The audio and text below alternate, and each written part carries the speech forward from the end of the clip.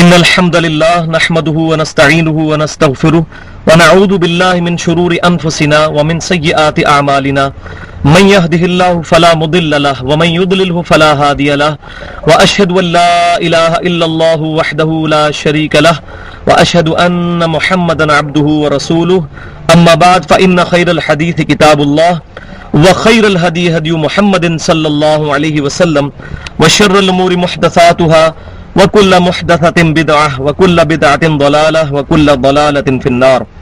أعوذ بالله السميع العليم من الشيطان الرجيم من همزه ونفخه ونفثه. بسم الله الرحمن الرحيم. رب اشرح لي صدري ويسر لي أمري واحلل عقدة من لساني يفقهوا قولي. بسم الله الرحمن الرحيم. إن الله وملائكته يصلون على النبي يا أيها الذين آمنوا صلوا عليه وسلموا تسليما. اللهم صل على محمد وعلى آل محمد كما صليت على إبراهيم وعلى آل إبراهيم إنك حميد مجيد. اللهم بارك على محمد وعلى آل محمد كما باركت على إبراهيم وعلى آل إبراهيم إنك حميد مجيد.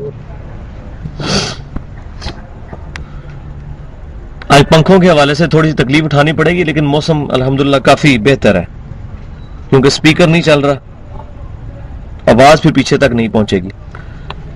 سورہ آل عمران کی آیت نمبر 64 سے انشاءاللہ شروع کریں گے. اب سورہ آل عمران کا جو پہلا نصف تھا اس کو میں نے 3 حصوں میں بتایا تھا کہ ڈیوائیڈ کیا گیا ہے. اب اس کا تیسرا حصہ شروع ہو رہا ہے جو 38 آیات پر مشتمل ہے. ان 38 آیات کے اندر اللہ تعالیٰ نے اہل کتاب کو، یہود و نصارہ کو دعوت پیش کی ہے، کرسچنز کو اور جیوز کو دعوت پیش کی ہے. اور یہ آج کے مسلمانوں کے لیے یہ 38 آیات اس اعتبار سے اہم ہے کہ آج ایک مسلمان دائی کو کس طرح دعوت پیش کرنی ہے کسی کرسچن کو یا کسی جیو کو. اور یہ جو آیت ہے سورہ آل عمران کی آیت نمبر 64 جس سے شروع کریں گے انشاءاللہ، یہ دعوت کے اعتبار سے سمجھیں کہ چابی کا رول ہے اس آیت کا. کسی بھی غیر مسلم کو دعوت دینے کے لیے بنیادی آیت یہ ہے.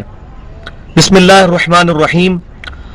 قل یا اہل الکتاب، اے محبوب صلی اللہ علیہ وسلم آپ فرما دیجئے کہ اے اہل کتاب یعنی یہود و نصارہ، تعالوا الی کلمۃ سواء بیننا و بینکم، آؤ ہم اس بات کی طرف اکٹھے ہو جاتے ہیں جو تم میں اور ہم میں ایک ہے، جو ہماری کامن ٹرمز ہیں ان پہ ہم ایک ہو جائیں. وہ کیا ہے؟ اللہ نعبد الا اللہ، کہ ہم اللہ کے علاوہ کسی اور کی عبادت نہ کریں. کیونکہ جو کرسچینٹی ہے، عیسائیت یا جوڈائزم ہے، یہودیت، یہ بھی آسمانی دین ہے، انہی کی بگڑی ہوئی شکل ہے. اور اللہ تبارک و تعالیٰ نے انبیاء کرام علیہ السلام کے ذریعے ہی یہ تعلیمات دنیا میں اتاری، تورات، زبور، انجیل اور باقی چیزیں. تمام الہامی کتابوں کی دعوت کی خلاصہ جو ہے وہ یہی آیت ہے، ایک چیز بنیادی، اور وہ یہ ہے کہ مت پوجو سوائے اللہ کے کسی اور کو. وَلَا نُشْرِكَ بِهِ شَيْئًا وَلَا يَتَّخِذَ بَعْضُنَا بَعْضًا أَرْبَابًا مِّن دُونِ اللَّهِ، اور مت شریک ٹھہراؤ کسی بھی اور کو اللہ کے ساتھ. وَلَا يَتَّخِذُ بَعْضُنَا بَعْضًا أَرْبَابًا مِّن دُونِ اللَّهِ، اور ہم میں سے بعض کو اللہ کو چھوڑ کر اپنا رب نہ مان لیں. یعنی انسانوں کو مت پوجو، ایک دوسرے کی عبادت کی بجائے اللہ کی عبادت کرو. اور بٹوین دا ورڈز اس میں ان کو یہ چیز ایڈریس کی گئی ہے کہ یہود و نصارہ کے اندر بہت بڑی خرابی یہ موجود تھی کہ انہوں نے اپنے انبیاء کرام کے بارے میں ڈیوینٹی کلیم کر دی تھی. کرسچنز کہتے تھے، یہ آگے جا کے مضمون کھلے گا سورۃ المائدہ کے اندر، کہ عیسیٰ بن مریم اللہ کے بیٹے ہیں، یا وہ اللہ ہی نے روپ دھار لیا ہے عیسیٰ بن مریم کا علیہ السلام، نعوذ باللہ. اور عزیر علیہ السلام کے بارے میں جیوز یہ کہتے تھے کہ یہ اللہ کے بیٹے ہیں. تو اللہ تبارک و تعالیٰ نے فرمایا کہ آپس میں ہم ایک دوسرے کو خدا نہ مان لیں، بلکہ اللہ اس کو مانے، الہ اس کو مانے کہ جو انبیاء کرام علیہ السلام کا بھی الہ ہے. اب اس آیت کو غور سے پڑھیں. قل یا اہل الکتاب، اے یہود و نصارہ، تعالوا آ جاؤ इला कलमतिन सवाइन बैनना व बैनकुम, उस एक कलमे की तरफ, उस एक जुमले की तरफ जो तुम में और हम में कॉमन है, यकसा है। अल्लाह नाबुदा इल्लल्लाह, कि मत पूजे हम किसी को भी सवाए अल्लाह के। वला नुशरिक बिही शैआ, और उसके साथ किसी भी चीज को शरीक न ठहराए। वला यत्तखिज़ बादुना बादन अरबाबा मिन दूनिल्लाह, और मत पकड़ ले हम में से बाज लोगों में से ही एक दूसरे को अपना रब अल्लाह को छोड़कर। तो तमाम अंबिया इकराम की दावत का खुलासा यही तौहीद है। और 10 कमांडमेंट्स जो हमारी छप चुकी हैं, तौरात, ज़बूर, इंजील और कुरान पाक की दावत का खुलासा जो सूरह बनी इसराइल में आयत नंबर 23 से लेकर 39 तक 17 आयात में 10 कमांडमेंट्स हैं, जिनको यहूद और नसारा, ज्यूज और क्रिश्चियंस 10 कमांडमेंट्स कहते हैं। हम उनको 10 कुरानी अहकाम के नाम से हमने उनको छापा है। उसमें भी पहली जो कमांड है वो यही है, वक़ज़ा रब्बुका अल्ला ताबुदू इल्ला इय्याहु, तुम्हारे रब ने यह बात तय कर दी है तुम्हारे लिए कि मत पूजना किसी और को मगर सिर्फ उसी को। और इबादत में 2 मेन चीजें हैं जिनकी वजह से इंसान शिर्क के अंदर मुब्तला हो जाता है अगर इन 2 चीजों का ख्याल ना रखे। पहली चीज क्या है? इय्याका नअबुदु, ऐ अल्लाह हम सिर्फ तेरी इबादत करते हैं। और इसी आयत में साथ ही है व इय्याका नस्तईन, और सिर्फ तुझी से मदद मांगते हैं, गायब में मदद के लिए सिर्फ तुझी को पुकारते हैं। अब as far as इय्याका नअबुदु is concern, मुसलमानों में कोई भी मकतबा फिक्र ऐसा नहीं है, चाहे अहले सुन्नत कहलवाने वाले तीनों गुरोह हों, बरेलवी, देवबंदी, अहले हदीस, या राफजी हो, या कोई और भी मकतबा फिक्र हो, कोई भी शख्स अल्लाह ताला की इबादत में डायरेक्टली किसी को शरीक नहीं करता। किसी भी भाई से आप ये पूछें कि आप नमाज किसकी पढ़ते हो, कहेंगे अल्लाह की। सजदा किसको करते हो, कहेंगे अल्लाह को। अगर चंद एक जाहिल लोग कब्रों पर जाकर सजदा करते हैं तो कोई मकतबा फिक्र इनको ऑन नहीं करता। खुद अहमद रज़ा बरेलवी साहब ने पूरी किताब लिखी है सजदा ताजीमी के हराम होने पर। उन्होंने कहा सजदा इबादत तो है ही शिर्क है, सजदा ताजीमी भी अल्लाह ताला के अलावा किसी और को नहीं किया जा सकता इस उम्मत में। लिहाजा से पूरी किताब छपी हुई है उनकी। लिहाजा किसी मकतबा फिक्र के साथ इस गुमराही को जोड़ना यह बहुत सख्त ज्यादती है, क्योंकि जब भी किसी को पकड़ा जाएगा उनकी बुक्स से पकड़ा जाएगा। आज अगर हम क्रिश्चियंस के बारे में कोई बात करेंगे उनकी किताबों से करेंगे। अगर सिर्फ उन लोगों के अमाल को देखने हैं तो सबसे बुरे अमाल तो हम मुसलमानों के हैं। तो अगर कोई गैर मुस्लिम सिर्फ मुसलमानों के अमाल की बुनियाद पर इस्लाम को जज करना शुरू कर दे तो क्या ख्याल है, इस्लाम से शायद बुरा दीन ही कोई ना हो, नाउज़ बिल्लाह। अगर हम लोग पहचान हो इस्लाम की, कोई अखलाकी इक़दार मुसलमानों के अंदर मौजूद नहीं है, हर एतबार से फ्रॉड है। हमारा मुल्क तो एक सिंबल है समझे दुनिया में फ्रॉड का। कोई दुनिया का काम भी सही तरीके से नहीं निकलता। कल मैं ऑफिस में एक भाई से ही बात कर रहा था कि कितने अफसोस की बात है कि हमने कोई जायज काम भी करना होता है ना, किसी भी बंदे ने इवन अपना शनाख्ती कार्ड बनाना है तो वो बंदा भी कहेगा यार कोई बंदा है वाकफ। मैंने नहीं देखा आज तक वो बंदा ये कहे कि यार मैं डायरेक्ट जाके दफ्तर में काम करवा लूंगा। हर बंदा गरीब से लेकर अमीर तक, डॉक्टर है, इंजीनियर है, या कोई आलिम है, या कोई मोची है, हर बंदा ये कहे यार कोई बंदा है वाकिफ। यानी हम एज ए नेशन एक मुसलमान दूसरे पर रिलाई नहीं करता, और वजह भी सही है क्योंकि हम बेसिकली तो बेईमान हैं, और हमारी बेईमानियों की वजह से बेईमान हुक्मरान हमारे ऊपर आके बैठ गए। अल्लाह ताला की तरफ से यह अजाब हम पर मुसल्लत हो चुका है। तो गैर मुस्लिम अगर मुसलमानों के किरदार और अमाल को देखना शुरू करें, वल्लाह कोई बंदा भी मुसलमान ना हो। आज की बात कर रहा हूं। तो इसी तरीके से अगर किसी की कोई गलती पॉइंट आउट करनी है उनकी बुक्स से करेंगे, वरना अगर कोई शख्स हिटलर को देख के ये कि क्रिश्चियनिटी 0 से ज़रब खा गई है तो ये बात गलत है। हिटलर एक इंडिविजुअल था, अगर हिटलर क्रिश्चियन था तो इसकी वजह से सारे के सारे क्रिश्चियन दहशतगर्द नहीं डिक्लेयर हो सकते। उस एक इंडिविजुअल का अमल है। इसी तरीके से जब भी किसी को जज करना है उसकी बुक्स से, تو احمد بریلوی صاحب ہوں، اشرف تھانوی صاحب ہوں یا اہل حدیث کے علماء ہوں، کسی کی تعلیمات میں یہ چیز موجود نہیں ہے کہ قبروں کو جا کے سجدہ کیا جائے یا غیر اللہ کے سامنے حد رکوع تک جھکا جائے. کسی کی تعلیمات میں نہیں ہے، چند جائے لوگ کرتے ہیں. تو عبادت کا جو سب سے بڑا سمبل ہے سجدہ اور نماز، اس کے اندر تو کوئی بھی شخص شریک نہیں کرتا کسی بھی غیر اللہ کو. لیکن عبادت کا سب سے بڑا مظہر جو ہے وہ ہے دعا. ایاک نعبد و ایاک نستعین، اے اللہ ہم صرف تیری عبادت کرتے ہیں اور صرف تجھی سے دعا مانگتے ہیں. اپروپریٹ ٹرانسلیشن ایاک نستعین کی ہوگی غائب میں تجھ سے مدد مانگتے ہیں، دعا تجھ سے کرتے ہیں. ظاہری اسباب تو اختیار کر سکتے ہیں. یہ میرے سامنے خرم بھائی بیٹھے ہیں، میں ان کو کہتا ہوں کہ بھائی مجھے پانی پلا دیں، تو مجھے پانی پلا سکتے ہیں. یہ ظاہری سبب ہے. اس کا قرآن میں حکم ہے وَتَعَاوَنُوا عَلَى الْبِرِّ وَالتَّقْوَىٰ، نیکی اور پرہیزگاری کے کاموں میں ایک دوسرے کی مدد کرو. تو یہ ظاہری اسباب ہے. لیکن یہی خرم بھائی بغداد شریف میں اور وہاں بھی قبر شریف میں بیٹھے ہوئے ہیں، اور میں یہاں سے کہوں کہ المدد یا غوث یا خرم صاحب میری مدد فرمائیں، مجھے پانی پلا دیں. وہی بات، وہی جملہ صرف فریم آف ریفرنس کے بدلنے سے شرک ہو جائے گا، کیونکہ میں ان کو غائب میں پکار رہا ہوں گا، اور غائب میں پکارنا شرک ہے. غائب میں نہ کسی پروفٹ کی روح کو پکارا جا سکتا ہے، نہ کسی فرشتے کو پکارا جا سکتا ہے، نہ کسی جن کو پکارا جا سکتا ہے، نہ کسی انسان کو پکارا جا سکتا ہے سوائے اللہ کے. یہ تو جھگڑا ہی نہیں ہے کہ اللہ تعالیٰ نے کسی کو اختیار دیا ہوا ہے یا نہیں دیا ہوا. سیدنا علی کے پاس اختیار ہے یا نہیں ہے، یہ تو جھگڑا ہی نہیں ہے.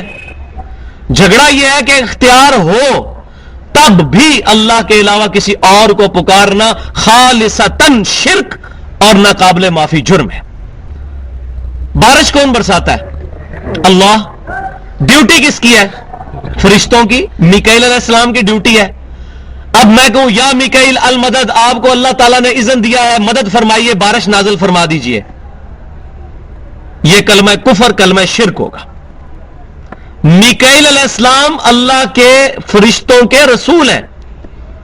اگر اللہ کے فرشتوں کے رسول کو پکارنا شرک ہے تو سیدنا علی کو پکارنا کہاں کی توحید ہے؟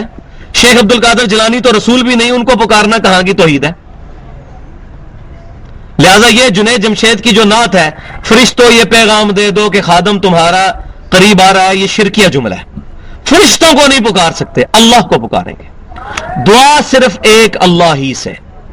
بخاری اور مسلم کی متفق علیہ حدیث ہے، امام کائنات سید الاولین والآخرین شفیع المذنبین رحمت للعالمین سیدنا و مولانا امام اعظم محمد رسول اللہ صلی اللہ علیہ وسلم نے کچھ صحابہ کرام کو 70 کے قریب صحابہ کو دعوت و تبلیغ کے لیے روانہ کیا، ان کو دھوکے کے ساتھ شہید کر دیا گیا. ان میں سے جو ان کے لیڈر تھے انہوں نے وفات کے وقت دعا کی.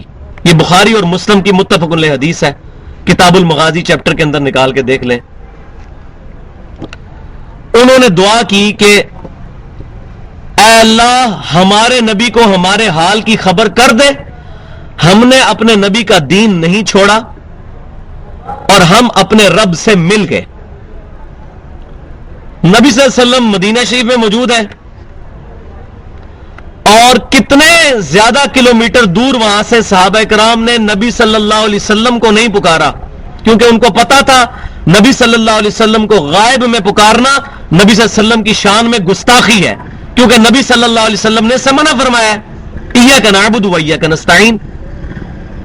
نبی صلی اللہ علیہ وسلم دنیا میں موجود ہیں اپنی دنیاوی زندگی کے ساتھ، آج بھی زندہ ہے قبر مبارک میں برزخی زندگی کے ساتھ، اس میں کسی کا اختلاف نہیں ہے. اہل سنت کہلوانے والے تینوں گروہ کا اجماع ہے اس بات پر، بلکہ اہل تشیع کا بھی اجماع ہے کہ نبی صلی اللہ علیہ وسلم برزخی حیات کے ساتھ اپنی قبر مبارک میں زندہ ہے، جس کا ہمیں شعور نہیں ہے، وہ اس دنیاوی زندگی سے مختلف ہے. لیکن جب آپ صلی اللہ علیہ وسلم دنیاوی زندگی میں موجود تھے، اس میں بھی صحابہ کرام نے آپ صلی اللہ علیہ وسلم کو نہیں پکارا، بلکہ کہا اے اللہ ہمارے نبی کو ہمارے حال کی خبر کر دے. تو نبی صلی اللہ علیہ وسلم وہاں بیٹھے ہوئے رو رہے تھے. آپ صلی اللہ علیہ وسلم کے پاس وحی آئی تو آپ صلی اللہ علیہ وسلم نے فرمایا کہ میرے پاس ابھی ابھی وحی آئی ہے کہ تمہارے ساتھیوں کو ظلماً شہید کر دیا گیا، اور انہوں نے شہادت کے وقت یہ دعا کی کہ اے اللہ ہمارے نبی کو ہمارے حال کی خبر کرتے. یہ ہے کامل الایمان صحابہ اکرام علیہم رضوان کا عقیدہ. تو آج کیسے رسول اللہ صلی اللہ علیہ وسلم کو پکارا جا سکتا ہے اور یہ جگہ جگہ چاکنگ کر کے لبیک یا رسول اللہ لکھ کے نبی صلی اللہ علیہ وسلم کی شان میں گستاخیاں کی جا رہی ہیں سر عام. نبی صلی اللہ علیہ وسلم نے ہمیں تعلیم فرمایا تھا لبیک اللہم لبیک. آج سے 6-7 سال پہلے کسی کے خواہ میں بھی یہ بات نہیں آئی تھی کہ ہمیں لبیک اللہم لبیک کی بجائے لبیک یا رسول اللہ کہنا ہے. وہ ایک ظالم شخص جو ہے وہ طاہر جو کہ کراچی کے اندر نعت خان ہے, اس نے ایک نعت پتہ نہیں کہیں سے بنا کے تو وہ لبیک یا رسول اللہ لبیک یا رسول اللہ اور پکڑ کے جناب یہ پورے ملک کے اندر چاکنگ کر دی ہے. اور جو بندہ کہتا ہے یہ غلط ہے اس کہتے ہیں گستاخ رسول ہے. اور گستاخ رسول تو وہ ہے جنہوں نے نبی صلی اللہ علیہ وسلم کے بارے میں ایسی چیزیں کلیم کی ہیں. سنن ابن ماجہ کی صحیح حدیث ہے, نبی صلی اللہ علیہ وسلم نے فرمایا اگر میں سجدہ جائز سمجھتا تو بیویوں سے کہتا اپنے خامدوں کو سجدہ کریں اس حق کے سبب جو اللہ نے ان کو دیا ہے. لیکن اس حدیث کا پچھلا پورشن یہ ہے کہ ایک صحابی نے نبی صلی اللہ علیہ وسلم کو سجدہ کیا آ کے, اور انہوں نے قیاس کیا. آپ صلی اللہ علیہ وسلم سے کہا یا رسول اللہ صلی اللہ علیہ وسلم وہ کوفے کے پاس ہیرا شہر ہے, وہاں کے لوگ اپنے حکمران کو سجدہ کرتے ہیں, تو میں نے سمجھا کہ آپ صلی اللہ علیہ وسلم تو زیادہ حقدار ہیں کہ میں آپ کو سجدہ کروں. اب قیاس قرآن سنت اجماع کے خلاف ہو گیا, نبی صلی اللہ علیہ وسلم نے اس کو مردود کر دیا. آپ صلی اللہ علیہ وسلم نے فرمایا ایسا مت کرو, اگر میں سجدہ جائز سمجھتا تو بیویوں سے کہتا کہ اپنے خامدوں کو سجدہ کریں. اب جو شخص نبی صلی اللہ علیہ وسلم کو سجدہ کرے گا وہ رسول اللہ صلی اللہ علیہ وسلم کا گستاخ ہوگا. اسی طریقے سے جو نبی صلی اللہ علیہ وسلم سے دعا کرے گا وہ رسول اللہ صلی اللہ علیہ وسلم کا گستاخ ہوگا. جو سیدنا علی سے دعا کرے گا یا علی مدد کہے گا وہ سیدنا علی کا گستاخ ہوگا رضی اللہ تعالیٰ عنہ. جو شیخ عبد القادر جیلانی کو مدد کے لیے پکارے گا وہ شیخ عبد القادر جیلانی رحمۃ اللہ علیہ کا گستاخ ہوگا. اور اللہ تبارک و تعالیٰ کیا فرما رہا ہے, مت ایک دوسرے کو خدا بنا لو اللہ کو چھوڑ کر. اور یہ مضمون آگے چل کے کھلے گا سورہ التوبہ کی آیت نمبر 31 میں, اتخذوا احبارهم ورهبانهم اربابا من دون اللہ. یہود و نصارہ نے اللہ کو چھوڑ کر اپنے مولویوں اور اپنے بزرگوں کو اپنا رب مان لیا ہوا تھا. اتخذوا احبارهم, انہوں نے پکڑ لیا تھا اپنے احبار کو علماء کو, ورهبانهم اور اپنے رہبان کو صوفیوں کو, اربابم رب من دون اللہ اللہ کو چھوڑ کر. اب یہ وہی الفاظ آ رہے ہیں, یہ دیکھیں ولا يتخذ بعضنا بعضا اربابا من دون اللہ, مت پکڑو تم میں سے ایک دوسرے کو اللہ کو چھوڑ کر اپنا رب. کسی انسان کے بارے میں یہ عقیدہ مت رکھو. شرک is the most sensitive issue in the sight of Allah. اللہ کے حضور سب سے حساس معاملہ شرک کا ہے. اللہ تعالیٰ نے کیٹاگوریکل مینشن کیا ہے سورۃ النساء میں 2 دفعہ, سورہ نساء کی آیت نمبر 48 اور سورہ نساء کی آیت نمبر 116, ان اللہ لا یغفر ان یشرک بہ, بے شک اللہ تعالیٰ اس گناہ کو کبھی معاف نہیں کرے گا کہ کوئی شخص اس حال سے دنیا سے گیا, اللہ کی بارگاہ میں پیش ہوا کہ اس نے اللہ کے ساتھ کسی کو شریک ٹھہرایا ہوا ہو, اس گناہ کو نہیں معاف کرے گا. وَيَغْفِرُ مَا دُونَ ذَلِكَ لِمَن يَشَاءُ, اس کے علاوہ جو بھی گناہ ہے جس کے لیے چاہے گا معاف فرما دے گا. وہ بھی اوپن لائسنس نہیں ہے, جس کے لیے چاہے گا. پھر سورۃ المائدہ کی آیت نمبر 72 میں جا کے مضمون مزید کھلا, اِنَّهُ مَن يُشْرِكْ بِاللَّهِ فَقَدْ حَرَّمَ اللَّهُ عَلَيْهِ الْجَنَّةَ, بے شک جس نے اللہ کے ساتھ شرک کیا اللہ نے اس پہ جنت حرام کر دی ہے. وَمَأْوَاهُ النَّارُ وَمَا لِلظَّالِمِينَ مِنْ أَنصَارٍ, اس کا ٹھکانہ دوزخ ہے, وہاں اس کا کوئی مددگار نہیں ہوگا. حتیٰ کہ بخاری اور مسلم کی متفق علیہ حدیث ہے, امام کائنات سید الاولین والآخرین شفیع المذنبین رحمت للعالمین سیدنا و مولانا امام اعظم محمد رسول اللہ صلی اللہ علیہ وسلم فرماتے ہیں اللہ تعالیٰ نے ہر نبی کو ایک دعا دی تھی, وہ اس نبی نے وہ دعا اپنی اسی دنیا میں کر لی, اور میں نے اپنی دعا اپنی امت کے لیے چھپا کے رکھی ہے. میں اپنی اس دعا کے ساتھ اپنی امت کی قیامت والے دن شفاعت کروں گا, اور میری شفاعت سے میرے ہر امتی کو نفع پہنچے گا سوائے اس شخص کے جس نے اللہ کے ساتھ کسی قسم کا شرک کیا. شرک is the most sensitive issue in the sight of Allah. اللہ کے حضور سب سے زیادہ حساس معاملہ شرک کا ہے. تو یہ بنیادی دعوت کیا ہے؟ اہل کتاب آؤ اس ایک کلمے کی طرف جو تم میں اور ہم میں کامن ہے کہ ہم مت پوجیں کسی اور کو سوائے اللہ کے, اور مت ٹھہرا لیں آپس میں ایک دوسرے کو اپنا رب اللہ کو چھوڑ کر اللہ کے ساتھ کسی کو شریک نہ ٹھہرائیں. فَإِن تَوَلَّوْا پس اگر وہ منہ پھیر لیں فَقُولُوا اشْهَدُوا بِأَنَّا مُسْلِمُونَ تو اے محبوب صلی اللہ علیہ وسلم آپ اعلان کر دیں کہ گواہ ہو جاؤ کہ ہم نے تو سر تسلیم خم کر دیا ہے اپنے رب کے حضور, ہم مسلمان ہیں, ہم مسلم ہیں, تم نہیں مانتے نہ مانو. تو یہاں اس میں بھی درس موجود ہے. ہمارے پاس بعض اوقات لوگ آ جاتے ہیں کہ جی جناب یہ ہمارے حضرت صاحب ہیں, یہ ہمارے مولوی صاحب ہیں, پہلے آپ ان کو منوائیں. بھائی مولوی کو منوانا ہمارا کام نہیں ہے. مولوی کی لگی ہوئی ہے روٹی, جس کی روٹی جڑی ہوئی ہے دین کے ساتھ, اس کو آپ کیسے منوا سکتے ہیں کہ تو جس پلیٹ فارم سے بات کر رہا ہے ان کا عقیدہ غلط ہے, اس کو مسجد کی کمیٹی ٹھوڈا مار کے باہر پھینک دے گی. تو مولوی کو بنوانا ہمارا کام نہیں ہے, ہمارا کام صرف دعوت دینا ہے. یہ دعوت دے دی بس, دیٹس آل. تو نبی صلی اللہ علیہ وسلم کو کہا جا رہا ہے کہ اگر یہ بات نہیں مانتے ہیں تو چھوڑ دیں ان کو ان کے حال کے اوپر. آپ یہ اعلان کر دیں کہ گواہ ہو جاؤ تم کہ ہم مسلمان ہیں, ہم سر تسلیم خم کرتے ہیں اپنے رب کے حضور, ہم شرک نہیں کرتے.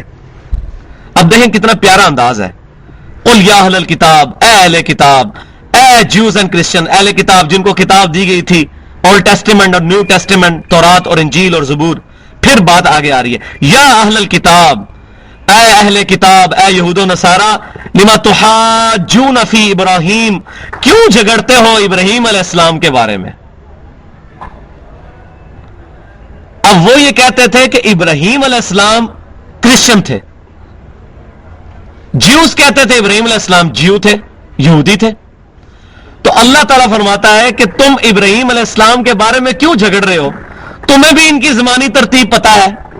موسیٰ علیہ السلام تقریباً 1400 قبل از مسیح ہے, اور موسیٰ علیہ السلام سے بھی تقریباً 1400 سال پہلے ابراہیم علیہ السلام ہے. تو ابراہیم علیہ السلام کیسے جیو ہو سکتے ہیں؟ حضرت عیسیٰ علیہ السلام سے تقریباً 3500 سال پہلے ہیں, 2500 سال پہلے تقریباً ابراہیم علیہ السلام ہے. تو ابراہیم علیہ السلام کیسے کرسچن ہو سکتے ہیں؟ اے اہل کتاب کیوں جھگڑتے ہو ابراہیم کے بارے میں. اور وہ مانتے تھے ابراہیم علیہ السلام کو پروفٹ, وہ بھی مانتے, ابراہم کہتے ہیں وہ, آج بھی آپ ان کی اگر لیکچر سنیں وہ ابراہیم علیہ السلام کو تو سارے مانتے ہیں. وما انزلت التوراۃ والانجیل الا من بعدہ, نہیں نازل ہوئی ہے تورات اور انجیل مگر ابراہیم کے بعد. جب تورات اور انجیل ابراہیم علیہ السلام کے بعد نازل ہو رہی ہے تو یہ بالکل لاجیکل بات ہے کہ ابراہیم علیہ السلام جیوز اور کرسچن نہیں ہو سکتے, کیونکہ تمہاری پوری دعوت ان کتابوں کے اوپر ڈیپینڈنٹ ہے, اور وہ کتابیں ابراہیم علیہ السلام کے بعد آئی ہیں.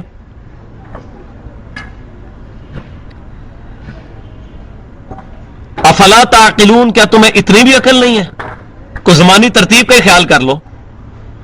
مجھے بڑی پیاری بات آ گئی یاد. صحیح مسلم کے مقدمے میں امام مسلم رحمۃ اللہ علیہ ایک بات لے کر آئے ہیں.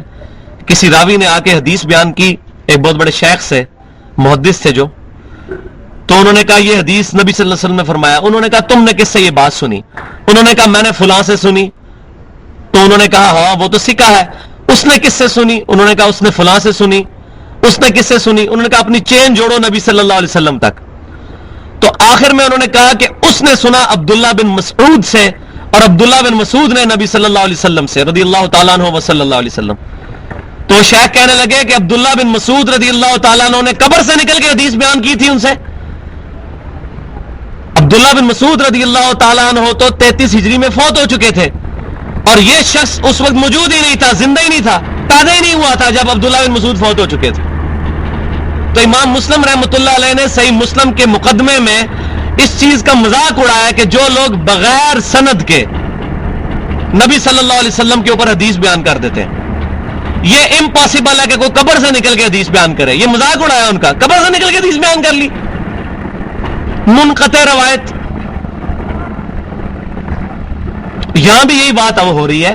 یہ کیسے ہو سکتا ہے؟ ابراہیم علیہ السلام تو پہلے گزر چکے, انہوں نے کیا قبر سے نکل کے عیسائیت قبول کر لی یا جوڈائزم کو قبول کر لیا؟ اس کا مطلب ہے قبر سے نکل کے کوئی اس طرح کے قبول کرنے والا کوئی کنسیپٹ ہی نہیں ہے اسلام کے اندر. ان کو کیا پتا تھا کہ بعد کے لوگ ایسے پیدا ہوں گے جو کہیں گے جی سلسلہ ویسیہ ہوتا ہے جی, وہی بایزید بستامی کے مرنے کے 40 سال کے بعد ابو الحسن خرقانی ان کی قبر پہ جا کے فیض لیا انہوں نے, اور بازی بستامی نے امام جعفر صادق رحمۃ اللہ علیہ کی وفات کے 40 سال کے بعد ان کی قبر سے جا کے ان پہ بیعت کر لی ہے. او بھائیو ایسے کیسے بیعتیں ہوتی ہے؟ سب جھوٹ فراڈ ہے. اب کر کے دکھائے نا کوئی بیعت. ہم بلاتے ہیں جیو والوں کو بھی, آج نیوز والوں کو بھی, دنیا ٹی وی والوں کو بلاتے ہیں, نکالیں کسی قبر سے مردہ, اس کی بیعت کر کے بتائیں. جتنے بڑے بڑے بزرگ ہیں ان میں سے کسی کو قبر سے نکال کے بتائیں. اب نہیں ہوگا یہ, کیونکہ اب میڈیا کا دور ہے. اب کوئی کسی کے ساتھ فراڈ نہیں کر سکتا. کوئی کسی کے ساتھ 2 نمبری کرے گا, ریکارڈ ہو جائے گی. اب پرانی باتیں آپ جتنی مرضی کرتے رہیں. یہ ہمارے سامنے سلمان پارس کا مزار ہے. اب ادھر جیلم میں آپ کو اکثریت کہے گی جی وہ جناب 92 جو سلاب آیا سی تو پانی نہیں سی وڑیا. حالانکہ میں خود اس ٹائم درباری سا, مجھے پتا ہے, میں اتنے کوئی مجاور سا اتنے اسی خود جڑا ہے اتنے صفائی کیتی سی. سارے کا سارا کیچڑ بڑا ہوا تھا, قبر ساری ڈوبی ہوئی تھی کیچڑ میں. لیکن اب ہماری بات کس نے سننی ہے؟ خود بالٹیاں ڈال ڈال کے دریا میں وہ پانی کی رسی ڈبو کے تو نکال کے تو ساری وہ دھوئی تھی. اور کتنے تقریباً 6-7 مہینے تک تو 3-4 فٹ تک اس کا کیچڑ کا نشان بھی رہا ہے. لیکن ابھی آپ کسی جلم کے بندے کو کوئی پانی نہیں سی بڑھیا. کیوں؟ 19 سال ہو چکے نے. لیکن میں زندہ ہوں صفائی کرنے والا بندہ کہ ادھر سارا کیچڑ تھا, سب گندگی تھی اندر. لیکن آج اسی بات کو جب 100 سال گزریں گے تو ہماری بات تو کسی کو یاد نہیں ہوگی. لیکن انشاءاللہ شکر ہے یہ ویڈیو میں ریکارڈ ہو رہی ہیں باتیں, تو 100 سال تک یہ ویڈیو رہی تو انشاءاللہ تعالی موجود ہوگا کہ ہم عینی شاہد ہیں اس بات کے کہ یہ جھوٹ ہے سلمان پارس کے بارے میں. تو اب پرانی بات ہے, جو مرضی کہتے رہو کسی کو کہ یہ ہو گیا تھا تو وہ ہو گیا تھا. تو اللہ تبارک و تعالیٰ فرماتا ہے کہ اہل کتاب تم کیوں جھگڑا کرتے ہو, حجت کرتے ہو. یہ دیکھیں عرب, یہ پنجابی میں بھی ہوتا ہے اجداں کرنا. لما تحاجون فی ابراہیم, کیوں حجت کرتے ہو ابراہیم کے بارے میں. وما انزلت التوراۃ والانجیل الا من بعدہ, نہیں نازل ہوئی تھی تورات اور انجیل مگر ان کے بعد. وہ کیسے ہوگے کرسچن یا جیو؟ افلا تعقلون, اتنی بھی عقل نہیں ہے تمہیں. ہا انتم ہؤلاء حاججتم فیما لکم بہ علم, سنتے ہو تم اس بات میں تو جھگڑا کرتے ہی تھے جس کے بارے میں تمہیں علم ہے. جن چیزوں کا تمہیں آلریڈی کو 2-4 باتیں پتا تھیں ان کے بارے میں تم ہمارے نبی صلی اللہ علیہ وسلم سے جھگڑا کرتے تھے. وہ تو چلو پھر بھی کسی حد تک جسٹیفائی تھا. فَلِمَا تُحَاجُّونَ فِيمَا لَيْسَ لَكُمْ بِهِ علم, اب تم ان باتوں میں کیوں جھگڑا کر رہے ہو جن کے بارے میں تمہارے پاس علمی بنیاد ہی کوئی نہیں ہے. اس بنیاد نہ ہونے کے باوجود تم اس بارے میں ہمارے نبی صلی اللہ علیہ وسلم سے کیوں جھگڑا کر رہے ہو؟ تمہارے پاس کوئی دلیل ہی موجود نہیں ہے. جن چیزوں کی 2-4 باتیں تمہیں پتا تھی ان میں تو تم جھگڑا کرتے تھے, جس کا الف بے ہی نہیں تمہیں پتا اس کے بارے میں تم کیوں جھگڑا کرتے ہو؟ واللہ یعلم وانتم لا تعلمون, اللہ تعالی جانتا ہے اور تم نہیں جانتے. ماں کا, اور کیا نہیں جانتے؟ ماں کانا ابراہیم یہودی ولا نصرانیہ, ابراہیم علیہ السلام نہ تو یہودی تھے نہ نصرانی نہ ہی عیسائی تھے. ولیکن کان حنیفا مسلما, بلکہ وہ تو سب سے ٹوٹ کر ایک اللہ کے ہو گئے تھے. حنیفہ کہتے ہیں جو سب سے ٹوٹ کر ایک اللہ کا ہو جائے. مسلمہ, فرما بردار مسلمان تھے. وما کان من المشرکین, اور وہ مشرکوں میں سے نہیں تھے. کیونکہ تینوں گروہ یہ دعویٰ کرتے تھے کہ ہم ابراہیم علیہ السلام کے ساتھ نسبت رکھتے ہیں. یہودی کہتے تھے ہم ابراہیمی ہیں کیونکہ یہودا بیٹا تھا سیدنا یعقوب علیہ السلام کا, جن کا لقب تھا اسرائیل, بنی اسرائیل انہی سے چلے. اور سیدنا یعقوب بیٹے تھے اسحاق کے, اسحاق بیٹے تھے ابراہیم کے علیہ السلام. تو وہ کہتے تھے ہم ابراہیمی ہیں, جیوز یہ کہتے تھے. اور کرسچنز کہتے تھے ہم ابراہیمی ہیں کیونکہ عیسیٰ بن مریم بھی جو ہے وہ جیوز میں پیدا ہوئے, وہ بھی یہودا کی اولاد میں سے تھے, بنی اسرائیل میں سے تھے. اور مشرکین مکہ یہ کہتے تھے ہم ابراہیم کے دین پہ تو نہیں لیکن ابراہیم کی اولاد تو ہے, کیونکہ انجیل میں بھی یہ, تورات میں بھی یہ بات موجود ہے کہ ابراہیم علیہ السلام کی ایک بیوی جو تھی ہاجرہ, ان کو ابراہیم علیہ السلام چھوڑ گئے تھے اس مکے کی سرزمین کے اندر, اور ان سے سیدنا اسماعیل پیدا ہوئے تھے جن کے قدموں کی برکت سے آب زمزم جاری ہوا تھا. آپ کو حیران کن بات بتاؤں, آب زمزم سے ریلیٹڈ ہماری کسی بھی کتاب کے اندر کوئی انفارمیشن نہیں ہے. اس کا واحد سورس تورات اور انجیل ہے. ہماری کسی حدیث کی کتاب میں یہ بات نہیں لکھی ہوئی کہ یہ زمزم کیسے نکلا ہے. یہ پوری ڈیٹیل جو ہے یہ ہمیں تورات اور انجیل سے پتہ چلتی ہے. لہذا جو لوگ یہ کہتے ہیں کہ تورات اور انجیل کو پڑھنے کا فائدہ کوئی نہیں ہے تو یہ بات غلط ہے. فائدہ ہے, ہاں ہم یہ کہتے ہیں کہ اس کے بغیر بھی گزارا چل سکتا ہے, لیکن تاریخی حقائق کے طور پہ بہت فائدہ ہے. یہ جو واقعہ اتنا پبلک میں جو مشہور ہے، اس کا سورس ہی تورات اور انجیل ہے، سیدہ ہاجرہ کے بارے میں. تو سیدہ ہاجرہ کو وہ بھی مانتے ہیں، جوز بھی کرسچنز بھی. تو اسماعیل علیہ السلام کو وہ بھی مانتے ہیں. وہ مانتے ہیں کہ حضرت ابراہیم کے 2 بیٹے تھے. تو جو مشرکین مکہ ہیں وہ کہتے تھے ہم ابراہیمی ہیں، ہم ابراہیم علیہ السلام کی اولاد میں سے ہیں. جیسے ہمارے پرائم منسٹر صاحب نے وہ اسمبلی میں کھڑے ہو کے کہا تھا کہ میں شیخ عبد القادر جیلانی کی اولاد میں سے ہوں. تو جب تک میں پرائم منسٹر ہوں آپ ہمیں پوچھ سکتے ہیں، اور جیسے ہی ہم یہ پوسٹ سے اٹھے پھر ہم وہی پیر ہوں گے اور آپ ہمارے مرید ہوں گے، پھر تو ہمیں کوئی نہیں پوچھ سکتا، کیونکہ پھر تو ہم پھر وہی خدا بن جائیں گے تمہارے، نعوذ باللہ. تو جب تک ہم پرائم منسٹر ہیں آپ ہمیں پوچھ سکتے ہو. تو ہم شیخ عبد القادر جیلانی کی اولاد میں سے ہیں. شیخ عبد القادر جیلانی رحمۃ اللہ علیہ کی اولاد میں سے ہونے کا فائدہ تب ہے جب کرتوت بھی ان کے والے ہوں. تو یہ مشرکین مکہ کا یہ نظریہ کہ ہم ابراہیمی ہیں صرف اولاد میں ہونے سے کافی نہیں ہے. اللہ تعالیٰ فرمایا ابراہیم علیہ السلام نہ یہودی تھے نہ عیسائی تھے، بلکہ وہ سب سے ٹوٹ کر ایک اللہ کے ہو گئے تھے. یہودی تو حضرت عزیر کو بھی اللہ کا بیٹا مانتے ہیں اللہ کے ساتھ ساتھ، اور اللہ مانتے ہیں. اور کرسچن جو ہے وہ حضرت عیسیٰ علیہ السلام کے بارے میں ڈیوینٹی کلیم کرتے ہیں. اور مشرکین مکہ فرشتوں کے بت بنا کے ان کو پوچھتے تھے. پیچھے نہ دیکھیں جناب، کوئی بم نہیں پھٹنے لگا، میری طرف متوجہ رہیں. آپ آواز نہیں آ رہی؟ آگے آ جائیں، بڑی جگہ آگے آ جائیں.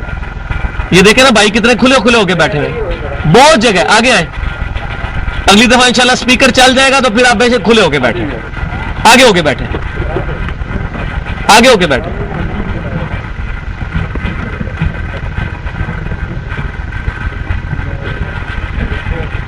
تو ابراہیم علیہ السلام نہ یہودی تھے نہ عیسائی تھے، وہ سب سے ٹوٹ کر ایک اللہ کے ہو گئے تھے. وہ مسلم تھے اور وہ مشرکین میں سے نہیں تھے. تو اگر ابراہیم علیہ السلام مسلمان تھے، مسلم تھے، آج ہمیں بھی اپنے آپ کو مسلمان کہنے پہ فخر محسوس کرنا چاہیے. اپنے آپ کو بجائے دیوبندی، بریلوی، اہل حدیث، شیعہ، اس طرح سیکٹس میں بانٹنے کے مسلمان کہلانے میں فخر محسوس کرنا چاہیے. اور یہ مضمون آگے چل کے سورہ حج میں کھلے گا. هو سماکم المسلمین من قبل وفی ھذا، ابراہیم علیہ السلام نے تمہاری پیدائش سے بہت پہلے تمہارا نام مسلمان رکھ دیا تھا، اور اس کتاب میں اللہ نے تمہارا نام مسلمان مسلم رکھا ہے. ہمیں مسجدوں میں یہ نام لکھ کے امت کو توڑنا نہیں چاہیے. ابراہیم علیہ السلام کا دین یہ نہیں تھا، اور ہمارا دین ابراہیم علیہ السلام کا دین ہے. وہ آگے آ رہا ہے. اسلام، امام کائنات صلی اللہ علیہ وسلم کی ساری دعوت دین ابراہیمی کی دعوت ہے. اب وہ بات آگے آ رہی ہے. ان اول الناس بابراہیم للذین اتبعوہ وہذا النبی والذین آمنوا، بے شک نزدیک ترین لوگ ابراہیم علیہ السلام سے، سب سے قریبی ابراہیم علیہ السلام کے وہ لوگ ہیں جو پیروی کرتے ہیں اس نبی کی صلی اللہ علیہ وسلم. والذین آمنوا، اور جو ان پر ایمان لائے. یعنی اللہ تعالیٰ فرما رہا ہے کہ نبی صلی اللہ علیہ وسلم اور صحابہ کرام علیہم رضوان یہ ابراہیم علیہ السلام کے دین پر ہیں. ان اول الناس، ان اول الناس، سورہ میں نے غلط پڑھا ہے، سوری، اول الناس، اولا کہتے ہیں قریب کے، قریب ترین. النبی اولا بالمؤمنین من انفسہم، یہ سورہ احزاب میں آتا ہے. نبی صلی اللہ علیہ وسلم لوگوں کی جانوں سے بھی زیادہ ان پر حقدار ہے. ان اول الناس بابراہیم، بے شک لوگوں میں سے ابراہیم علیہ السلام کے قریب ترین کون لوگ ہیں؟ للذین اتبعوہ، جو کہ پیروی کرتے ہیں ابراہیم علیہ السلام کی. اور وہ کیا پیروی ہے؟ وہذا النبی، کہ وہ اس نبی صلی اللہ علیہ وسلم کی پیروی کرتے ہیں. والذین آمنوا، اور جو ان کے ساتھ ایمان لے کر آئے وہ ابراہیمی ہے. جو ابراہیم علیہ السلام کی پیروی کرے گا، نبی صلی اللہ علیہ وسلم کی پیروی کرے گا، صحابہ کرام علیہ رضوان کی طرح ایمان لائے گا، وہ ابراہیمی ہوگا. واللہ ولی المؤمنین، اللہ تعالیٰ مومنین کا پشت پناہ ہے، مددگار ہے اور دوست ہے. دوست کے معنوں میں بھی ولی کا لفظ استعمال ہوتا ہے. یعنی اصل جو ابراہیمی ہے وہ امت محمدیہ صلی اللہ علیہ وسلم ہے. بدت طائفۃ من اہل الکتاب لو یضلونکم، اور اہل کتاب کا ایک گروہ اس بات پر تلا ہوا ہے، اس چیز کی شدید ترین خواہش رکھتا ہے کہ کسی طریقے سے تمہیں گمراہ کر دے. وما یضلون الا انفسہم، اور وہ گمراہ نہیں کریں گے مگر اپنے آپ کو. وما یشعرون، اور انہیں اس بات کا شعور بھی نہیں ہے. کیا کرنا چاہتے تھے وہ؟ مسلمانوں کو کہتے تھے تم یہودی اور عیسائی ہو جاؤ، ہم یہ دین قبول نہیں کریں گے. حالانکہ ان کو یہ بات پتا تھی کہ یہ دین وہی ہے جس کی دعوت اولڈ ٹیسٹیمنٹ اور نیو ٹیسٹیمنٹ کے اندر موجود ہے. تو اللہ تعالیٰ فرما رہا ہے تمہیں کیا گمراہ کریں گے، یہ خود گمراہ ہو رہے ہیں کیونکہ تمہیں غلط طرف یہ بلا رہے ہیں. وہ کہتے تھے تم اپنے آباء و اجداد کے دین کو چھوڑ کے اس شخص کا دین کیوں قبول کرتے ہو؟ کتنے جوز تھے، کرسچن سے مسلمان ہو گئے تھے. جس طرح آج بھی ہمیں لوگ کہتے ہیں اتنے بڑے بڑے بزرگ پاگل ہیں، اشرف علی تھانوی صاحب پاگل تھے، احمد بریلوی صاحب پاگل تھے، فلانا پاگل تھا، فلانا پاگل تھا، تم کس طرف چل پڑے ہو؟ تو یہ ہمیں نہیں گمراہ کرتے، اپنے آپ کو گمراہ کرتے ہیں. ہم اس چیز کے پابند ہیں جو اللہ اور اس کے محبوب صلی اللہ علیہ وسلم کی تعلیمات، قرآن، سنت، اجماع کے اندر موجود ہے. تو یہ ہمیں کہتے ہیں یہ ہم ان کو واپس اس طرف لے کے آئے تو یہ گمراہ ہو چکے ہیں. وہ خود گمراہ ہیں جو کسی کو کتاب و سنت، اجماع کی دعوت سے دور کرنے کی کوشش کرتے ہیں. وما یشعرون، اور انہیں شعور تک نہیں ہے. وہ اپنی طرف سے سمجھ رہے ہیں ہم بڑی خدمت کر رہے ہیں دین کی. اور جی اتنے لوگ جی یہ کیا ہو گیا جی، لوگ گمراہ ہو گئے، پیچھے لگ گئے جی، یہ ہو گیا جی، وہ ہو گیا جی، اتنے بڑے بڑے بزرگ پاگل تھے. تو ہم تو ان کو پاگل نہیں کہنا چاہتے. اگر آپ واقعی سمجھتے ہو پاگل تھے تو آپ ڈکلیئر کرو کہ لا الہ الا اللہ اشرف علی تھانوی رسول اللہ کو صحیح کہنے والا پاگل ہی ہو سکتا ہے. تو یا کافر ہوگا، پاگل ہوگا تو پھر بھی بچت ہو جائے گی، اس بیچارے کو پتہ نہیں تھا. لا الہ الا اللہ چشتی رسول اللہ کہنے والا یا پاگل ہوگا یا وہ جان بوجھ کے کہہ رہا ہوگا. یہ ساری چیزیں موجود ہیں، ہمارے ریسرچ پیپر چھپ چکے ہیں اس پہ. یا اہل الکتاب، اے اہل کتاب یہود و نصارہ، لما تکفرون بآیات اللہ، تم کیوں اللہ کی آیتوں سے کفر کرتے ہو؟ وانتم تشہدون، حالانکہ تم اس بات کے گواہ ہو کہ یہ دین حق ہے. آج بھی تورات میں اولڈ ٹیسٹیمنٹ کھول کے دیکھیں، چیپٹر نمبر 18 ہے کتاب الاستثناء ڈیوٹرانومی کا، اس کے اندر آیت نمبر 18 ہے. موسیٰ علیہ السلام کو اللہ تعالیٰ خطاب کر کے کہتے ہیں تورات میں، اے موسیٰ علیہ السلام، میں تیرے امتیوں کے بھائیوں میں سے، یعنی بنی اسماعیل میں سے، یہ یہودی بنو اسرائیل، ان کے بھائی بنو اسماعیل میں سے تیری مانند ایک رسول برپا کروں گا اور ان کے منہ میں اپنا کلام ڈالوں گا. وہ اپنی خواہش نفس سے کچھ نہیں کہیں گے، وہ وہی کہیں گے جو میں ان کو وہی کروں گا، اور جو ان پر ایمان نہیں لائے گا میں ان سے بدلہ لوں گا. یہ آج بھی موجود ہے تورات کے اندر، نبی صلی اللہ علیہ وسلم کی واضح پریڈکشن موجود ہے. کرسچنز کہتے ہیں کہ یہ پریڈکشن عیسیٰ بن مریم کے بارے میں ہے، لیکن یہ بات وہ غلط کہتے ہیں کیونکہ عیسیٰ بن مریم علیہ السلام بنی اسرائیل کے بھائیوں میں سے نہیں تھے، وہ بنی اسرائیل میں سے. خود تورات اور انجیل میں یہ بات موجود ہے. عیسیٰ بن مریم کی لانا سے پیشن گوئی ہے اور انجیل کے اندر موجود ہے. عیسیٰ بن مریم کہتے ہیں کہ مجھے اللہ تعالیٰ نے بنی اسرائیل میں سے ان کی طرف نبی بنا کر بھیجا ہے. یہی بات قرآن میں موجود ہے.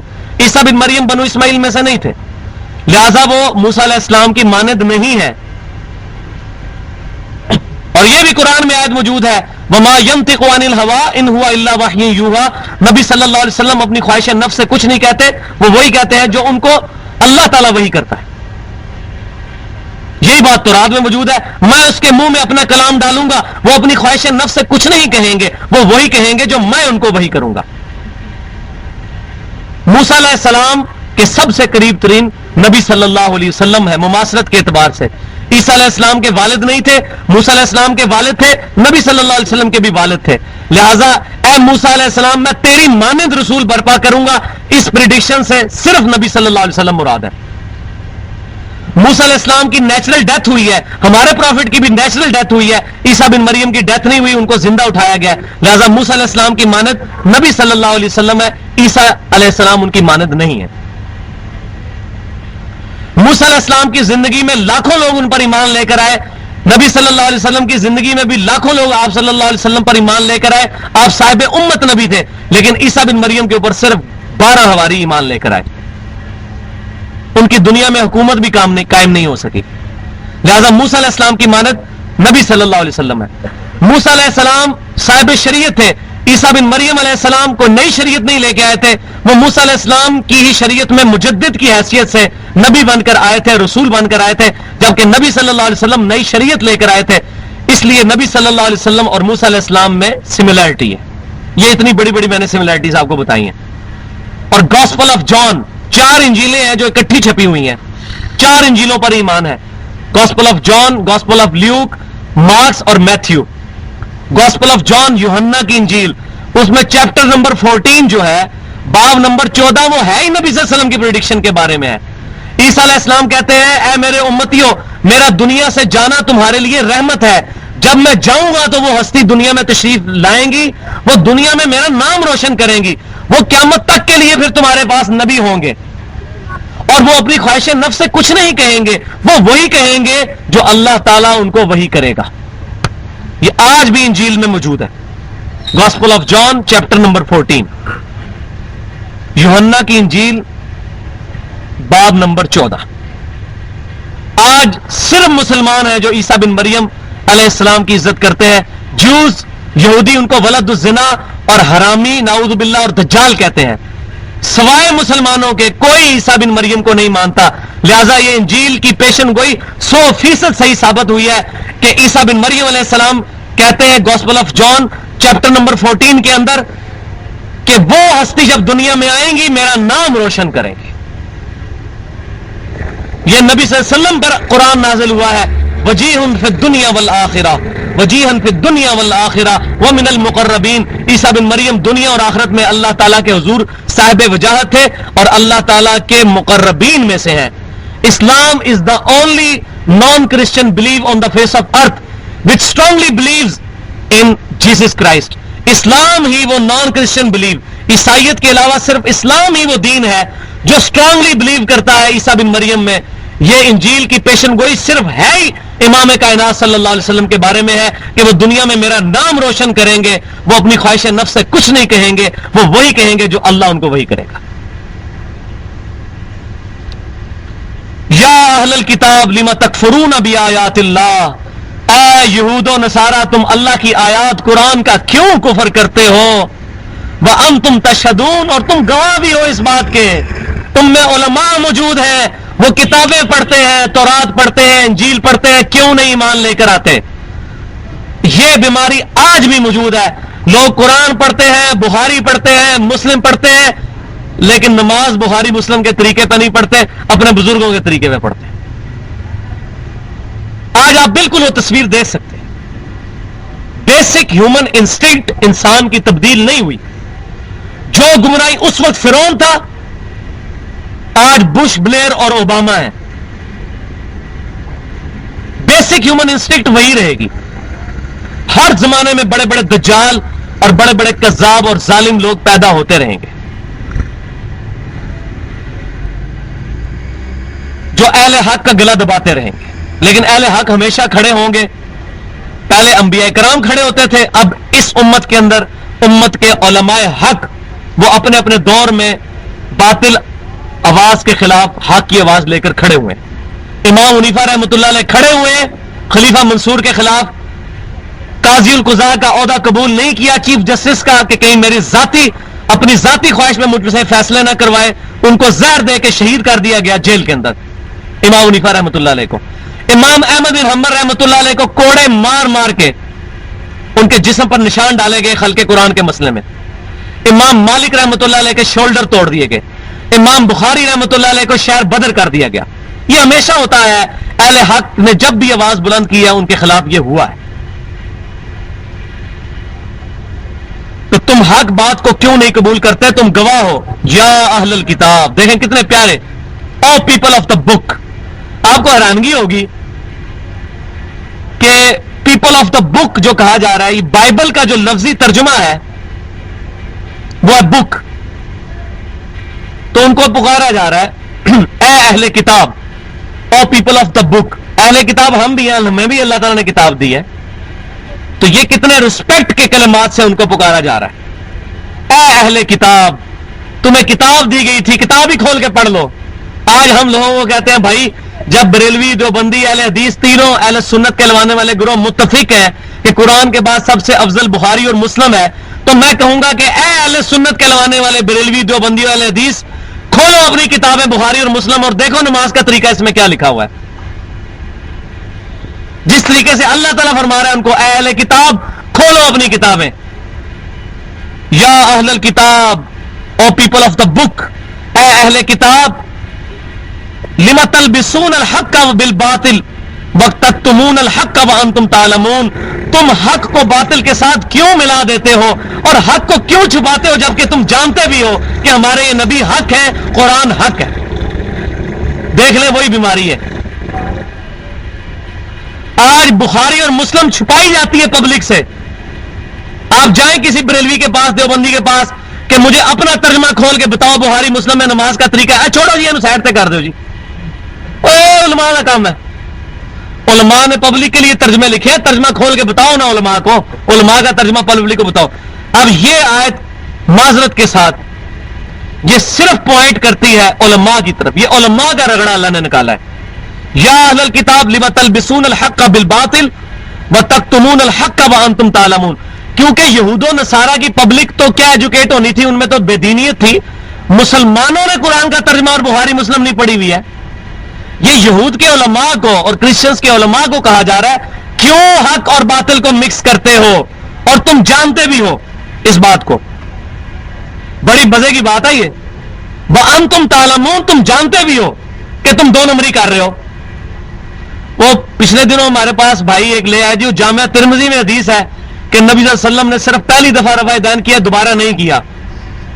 تو مجھے فون کیا تو میں نے کہا بھائی وہ جامعہ ترمذی میں جو حدیث لکھی ہوئی ہے نا عبداللہ بن مسعود رضی اللہ تعالیٰ عنہ کی، انٹرنیشنل امنیت کے مطابق 257 نمبر حدیث ہے، اس حدیث کی 2 لائنیں اوپر پڑھو کہ عبداللہ بن مبارک امام حنیفہ رحمۃ اللہ علیہ کے شاگرد کہتے ہیں کہ جو شخص نماز میں رکوع میں جاتے وقت اور رکوع سے اٹھتے وقت رفع الیدین کرتا ہے، اس کی حدیث عبداللہ بن عمر والی ثابت ہے، اور عبداللہ بن مسعود رضی اللہ تعالیٰ عنہ والی حدیث ثابت ہی نہیں ہے. یہ اسی ترمذی میں لکھا ہوا ہے. تو اس نے اپنے مولوی کو کہا یہ اوپر پڑھو، اس نے اوپر ہاتھ رکھ لیا. واللہ جو بند عالم نے اوپر ہاتھ رکھ لیا، میں نے تجھے نہیں پڑھنے دینا اوپر سے. اس نے کہا ہاتھ اٹھاؤ، اس نے کہا میں نے نہیں رکھنا. تو مجھے تو وہی منظر یاد آ گیا کہ جب تورات کھول کے نبی صلی اللہ علیہ وسلم کی پیشن گوئیاں پڑھی جاتی تھی، جہاں نبی صلی اللہ علیہ وسلم کی پروفیسی آتی تھی آپ کے بارے میں، یہودی علماء ہاتھ رکھ لیتے تھے اوپر. یہ یہود سے کوئی مختلف نہیں. اور بخاری اور مسلم کی متفق علیہ حدیث ہے، تم بھی وہی کام کرو گے جو پہلے لوگوں نے کیے، حتیٰ کہ اگلے لوگوں میں سے کوئی شخص گوہ کے سوراخ میں داخل ہوا، میری امت بھی وہی کام کرے گی جو پہلے لوگوں نے کیے. پوچھا کہ یا رسول اللہ صلی اللہ علیہ وسلم یہ پہلے لوگوں سے مراد کیا یہودی اور عیسائی ہیں؟ آپ نے فرمایا وہ نہیں تو اور کون ہے؟ سیم یہود و نصارہ کی بیماریاں اس امت میں پیدا ہونے کی پریڈکشن صحیح بخاری اور صحیح مسلم میں نبی صلی اللہ علیہ وسلم نے فرما دی. وہ نبی صلی اللہ علیہ وسلم کی پریڈکشن چھپاتے تھے، یہ حضور کی حدیثیں چھپاتے ہیں، ظلم کرتے ہیں. اس آیت کو غور سے پڑھیں، یہ آج کے اعتبار سے بہت. یا اہل الکتاب، اے اہل کتاب، لم تلبسون الحق بالباطل، کیوں ملا دیتے ہو، کیوں مکسچر بنا دیتے ہو حق اور باطل کا. عام آدمی مسئلہ پوچھنے جائے، او جی اینج بھی ثابت ہے، تو اینج بھی ثابت ہے، تو اونج بھی ثابت ہے. کتنے ثابت ہے؟ امام مالک پہ جھوٹ باندھا ہوا ہے کہ امام مالک ہاتھ چھوڑ کے نماز پڑھتے تھے. الموتا امام مالک میں امام مالک نے پورا چیپٹر بنایا ہے کہ تمام نبیوں کی سنت ہے کہ دایاں ہاتھ بائیں زرہ پہ رکھا جائے. امام مالک پوری فقہ مالکی اس کے اوپر کھڑی ہوئی ہے، ہاتھ چھوڑ کے نماز. امام مالک کی اپنی کتاب میں یہ لکھا ہوا ہے. اس سے بڑا بلنڈر کیا ہوگا؟ اور میں یہ دعوے سے کہتا ہوں کہ آج اگر امام حنیفہ رحمۃ اللہ علیہ کی بھی کتاب ہمارے پاس کوئی موجود ہوتی تو یہ مسئلے کافی حد تک سیٹل ہو چکے ہوتے. ان کے شاگرد کا قول تو میں نے بتا دیا جامعہ ترمذی سے، عبداللہ بن مبارک کا. عبداللہ بن مسعود والی حدیث کے اوپر موجود ہے، جو رفع الیدین کرتا ہے رکوع میں جاتے وقت اور رکوع سے اٹھتے وقت، اس کی حدیث ثابت ہے. اور ابن مسعود کی حدیث ثابت نہیں ہے کہ نبی صلی اللہ علیہ وسلم نے صرف ایک دفعہ رفع الیدین کیا. انصاف کیا امام ترمذی نے یہ بات لکھ دی. عبداللہ بن مبارک امام حنیفہ رحمۃ اللہ علیہ کے شاگرد ہیں، 181 ہجری میں فوت ہوئے ہیں، اور امام بخاری کے دادا استاد ہیں. تو عبداللہ بن مبارک تک تو ہم نے بات ثابت کر دی. وَتَكْتُمُونَ الْحَقَّ، اور تم چھپاتے ہو حق کو، وَأَنْتُمْ تَعْلَمُونَ، اور مولویوں تمہیں تو پتا ہے. یہ مولویوں سے ڈریس ہے، پبلک کو نہیں پتا. پبلک کو پتہ ہی نہیں ہے، بخاری پبلک نے دیکھی کبھی نہیں ہے. یہ مولوی سے خطاب ہے. وَأَنْتُمْ تَعْلَمُونَ، تم جانتے تو ہو. تو یہ سب سے بڑا جرم یہود و نصارہ کا اس میں ایڈریس کیا گیا. اب بہت امپورٹنٹ مسئلہ آ رہا ہے، قتل مرتد کی سزا. 7-8 منٹ رہ گئے ہیں، اس کو میں کنکلوڈ کر دوں. جب یہود و نصارہ نے یہ دیکھا کہ جو نبی صلی اللہ علیہ وسلم کے ساتھ لگتا ہے وہ ایسا پکا لگتا ہے کہ اس کو جتنی بڑی لالچ دی جائے، دھمکی لگائی جائے، وہ پھر دین اسلام نہیں چھوڑتا. یہ میری طرف متوجہ نے، بڑی امپورٹنٹ بات آ رہی ہے. یہ آج مولوی بھی یہی کام کر رہے ہیں. یہود و نصارہ نے دیکھا جو صحابی ہو جاتا ہے، جو صحابی ہو جاتا ہے پھر وہ واپس نہیں آتا. جو صحابی ہو جاتا ہے پھر واپس نہیں آتا. تو انہوں نے کہا اس کو روکنے کا واحد طریقہ یہ ہے کہ تم جھوٹی موٹی صحابی ہو جاؤ اور 2-4 ہفتے کے بعد یا 2 یا 3 دن کے بعد یا صبح کے وقت صحابی ہو جاؤ اور شام کو کہو کہ نہیں نہیں نہیں نہیں، ہم نے تو دیکھ لیا اس دین میں کوئی اٹریکشن ہی نہیں ہے. تو اس سے کیا ہوگا کہ جو آلریڈی مسلمان ہیں ان کے دلوں میں وسوسے پیدا ہوں گے کہ یار یہ اتنا بڑا عالم چینج ہوا تھا، یہ پھر دوبارہ وہی ہو گیا. اور یہ آج بھی کرتے ہیں، کئی علماء یہ حرکت کرتے ہیں. وہ اناؤنسمنٹ کر دیتے ہیں جی ہم نے اب فلانا فرقہ چھوڑ کے کتاب و سنت کے منہج پہ آ گئے ہیں، اپنے اشتہار 2-4 تقریریں کی، اس کے بعد جناب دوبارہ کہتے ہیں جی ہم آئے تھے لیکن یہ تو ہے ہی فراڈ ہے، میں دوبارہ سے فلاں ہوتا ہوں، میں فلاں ہوتا ہوں. یہ سیم 2 نمبری آج بھی لوگ کرتے ہیں.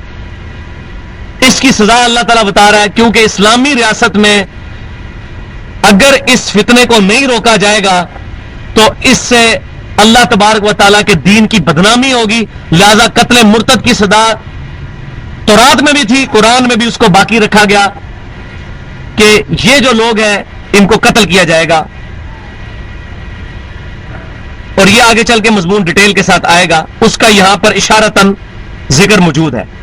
وقالت طائفۃ من اہل الکتاب، اور اہل کتاب کا ایک گروہ کہتا ہے آمنوا بالذی انزل علی الذین آمنوا وجہ النہار، کہ تم ایمان لے آیا کرو صبح کے وقت اس پر جو ان ایمان والوں پر یعنی قرآن نازل ہوا.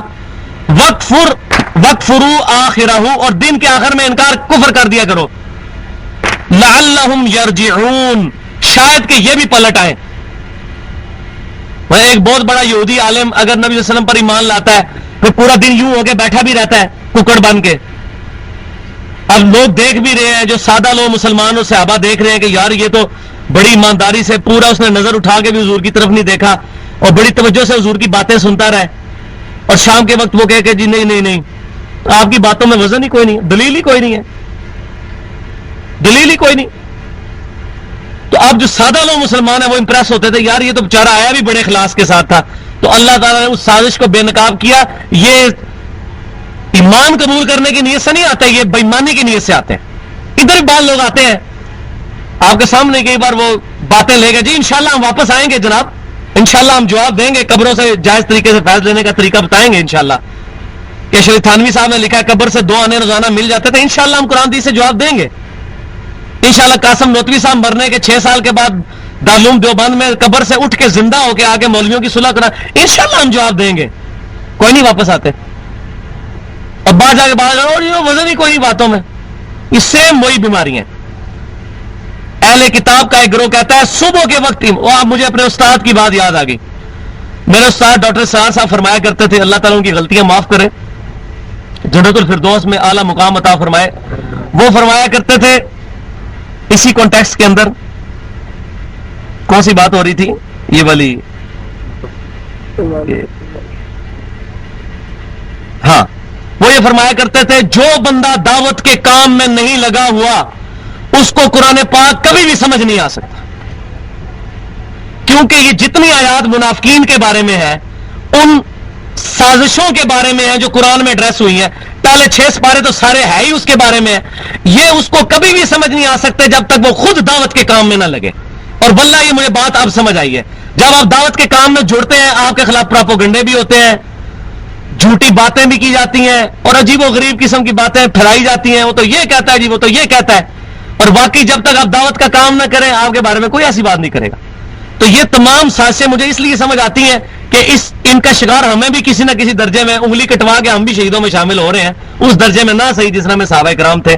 تو اہل کتاب کا ایک گروہ کہتا ہے صبح کے وقت ایمان لے آؤ اس پر جو نبی صلی اللہ علیہ وسلم پر نازل ہوا، شام کے وقت پھر انکار کر دینا تاکہ شاید یہ بھی پلٹ آئے تمہاری، لعلہم یرجعون، شاید یہ بھی واپس آ جائیں. ولا تؤمنوا الا لمن تبع دینکم، اور ساتھ ساتھ ایک دوسرے کو یہ تاکید بھی کرتے رہنا کہ مت پیروی کرنا کسی اور کے دین کی سوائے اپنے دین کے. یہ نہ ہو کہ کوئی نبی صلی اللہ علیہ وسلم کے پاس جا کے بیٹھے اور بات اس کو واقعی اثر کر جائے. تو پکے رہنا. وہ پہلے کہتے تھے کہ جا رہے ہو بات سننے کے لیے تو ہم 2 نمبر طریقے سے ہونے لگے ہیں، ایسا نہ ہو وہاں جا کے پھر تم مسلمان ہی واقعی پکے پکے ہو جانا. تو ایک دوسرے کو پکا پکے. تو کیا کہتے ہیں ولا تؤمنوا الا لمن تبع دینکم، اور دیکھنا مت پیروی کرنا اپنے دین کے علاوہ کسی دین کی. یہ نہ ہو نبی کی باتیں اثر کر جائیں تمہارے اوپر اور تم بھی جاتے ہی رہو. اس طرح ہوا ہے کئی بار.